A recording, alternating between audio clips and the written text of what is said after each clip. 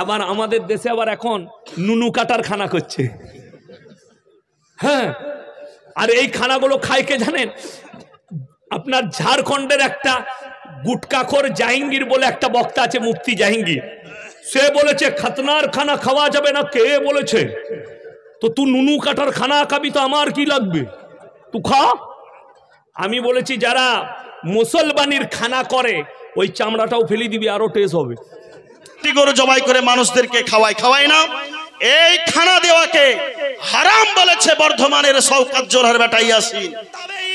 হযরতে সালিম রহমাতুল্লাহ আলাই, হযরতে নাঈম রহমাতুল্লাহ আলাই, এই দুইজনের খাতনাতে মেষ জবা করে খানা দেওয়া হয়েছিল, মানুষকে খাবার খাওয়ানো হয়েছিল।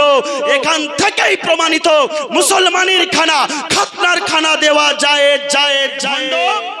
এই মূর্খ কাটমোল্লা ইয়াসিন আর একটা কথা বলেছে, কি জানেন? মুসলমানের খানা দেওয়া হারাম, চলবে না, নাজায়েজ। শুনেছেন? এটারও রদ করব ব্রাদার। তার কারণ ভণ্ডদেরকে কোনো সুযোগ দেওয়া যাবে না। এদেরকে যত সুযোগ দিবেন এরা ততই আপনার মাথার উপরে এসে চাপবে। আমার হুজুর একটা গল্প বলতেন যে একটা লোকের একটা বাদর ছিল। তো ওই বাদরটা আপনার 10 টাকা করে কোনো জায়গা থেকে নিয়ে আসতো, মালিককে দিত। তো সঙ্গে সঙ্গে মালিক আবার লাঠি মেরে তাড়িয়ে দিত। এই একবার দুইবার করে এনে দিত, আবার তাড়িয়ে দিত, ওকে বসতে দিত না ওই জায়গায়।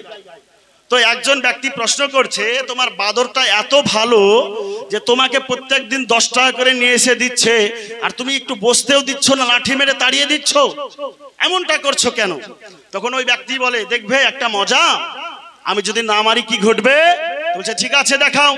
তো বাদরটা 10 টাকা নিয়ে এসেছে, আসার পরে আপনার কেনা পকেটের মধ্যে পুরে দিয়েছে 10 টাকাটা।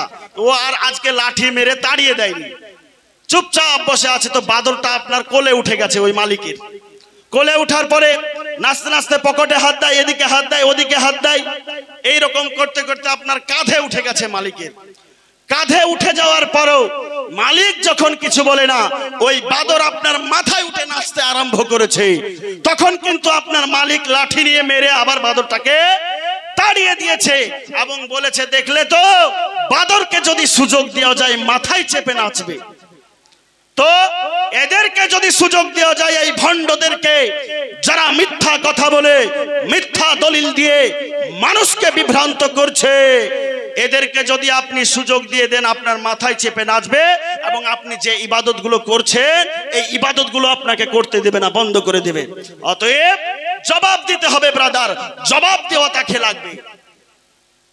এই ইয়াসিন কাটমোল্লার ভাষা এত খারাপ বাবা জীবন, নিজের মুখ দিয়ে বের করতে আমারই লজ্জা লাগছে। ওই কথা আর আপনাদের সামনে বলছি না। সে বলছে মুসলমানি, আপনাদের দিকে মুসলমানি বলে তো নাকি? যেটাকে ভালো ভাষায় বলা হয় খাতনা। প্রত্যেকটা মুসলমানদের জন্য সুন্নাত হচ্ছে যে তারা যেন, যারা পুরুষ বাচ্চা অবস্থাতে তাদের খাতনা করা হোক, এটাই হচ্ছে উচিত। খাতনা করা এটা হচ্ছে সুন্নাত, ভালো কাজ। যদি খাতনা করেন অবশ্যই নেকি পাওয়া যাবে। তো আমাদের মুসলিম সমাজের মধ্যে প্রচলিত আছে, আমাদের যখন খাতনা করা হয়, মুসলমানি যখন দেওয়া হয়, তখন কিন্তু আমরা মানুষজনদেরকে কিছু খাবার খাওয়াই বাবা জীবন, খাওয়াই না? মানে এক কথায় খানা দিই। কেউ ছোট দেয়, কেউ পোল্ট্রি মুরগি জবাই করে খানা দেয়, কেউ গরু জবাই করে খানা দেয়, কেউ আবার 2-4টি গরু জবাই করে মানুষদেরকে খাওয়াই না? এই খানা দেওয়াকে হারাম বলেছে বর্ধমানের শওকত জোহর বেটা ইয়াসিন। এই ইয়াসিন হারাম বলেছে। সে বাবা জীবন আজ পর্যন্ত হাদিসের কিতাব পড়েনি, তাকে আমি হাদিস পড়াচ্ছি। উঠিয়ে দেখুন, কিতাবের নাম আল আদাবুল মুফরাদ। এই কিতাব যে সে লেখেনি বাবা জীবন, পৃথিবীর মধ্যে কুরআনুল কারীমের পরে যেই কিতাবকে স্থান দেওয়া হয় সেই কিতাবের নাম হচ্ছে বুখারী শরীফ। আর এই বুখারী শরীফের লেখক হচ্ছে ইমাম বুখারী। আর ইমাম বুখারী তিনি নিজ হস্ত দ্বারা এই কিতাব লিখেছেন। কিতাবের নাম হচ্ছে আদাবুল মুফরাদ। আর এই কিতাবের মধ্যে আপনার 1258 নম্বর হাদিস নিয়ে এসেছেন। হযরতে সালেম রাহমাতুল্লাহি আলাইহি তিনি বর্ণনা করেছেন যে হযরতে ইবনে ওমর রাদিয়াল্লাহু তাআলা আনহু আমার এবং নাঈমের খাতনা করালেন। ভালো করে শুনবেন, কে বর্ণনা করছেন?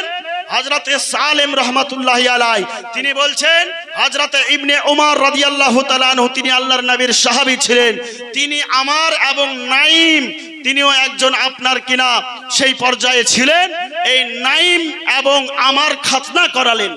করানোর পরে কি হয়েছিল?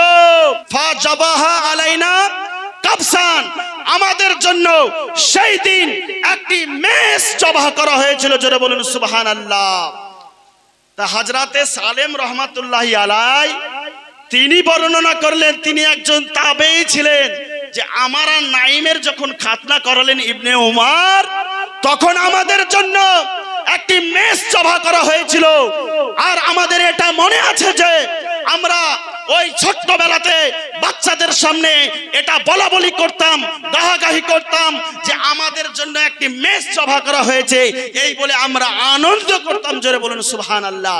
অতএব মুসলমান, আল্লাহর নবীর সাহাবী ইবনে উমরের আমলে দুইজন তাবেঈ, হযরতে সালেম রাহমাতুল্লাহি আলাইহি, হযরতে নাইম রাহমাতুল্লাহি আলাইহি, এই দুইজনের খাতনাতে মেষ জবাহ করে খানা দেওয়া হয়েছিল, মানুষকে খাবার খাওয়ানো হয়েছিল।